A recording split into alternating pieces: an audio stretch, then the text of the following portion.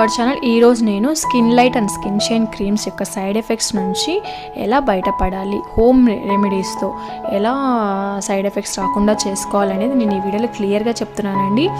నేను steroid based creams skin shine కానీ skin light creams కానీ రివ్యూస్ చేసినప్పుడు నన్ను చాలామంది అయితే అడిగారు, అక్క మేము ఈ సైడ్ ఎఫెక్ట్స్ రాకుండా ఏం చేయాలి, మాకైతే సైడ్ ఎఫెక్ట్స్ స్టార్ట్ అయ్యాయి, మేము ఈ సైడ్ ఎఫెక్ట్స్ నుంచి మేము ఎలా బయటపడవచ్చు ఫేస్ ప్యాక్తో, హోమ్ రెమెడీ ఫేస్ ప్యాక్తో వీడియో చేయండి ప్లీజ్ మాకు చెప్పండి అనేసి చాలామంది అయితే నన్ను అడిగారు. అందుకని నేను ఈ వీడియో చేస్తున్నాను.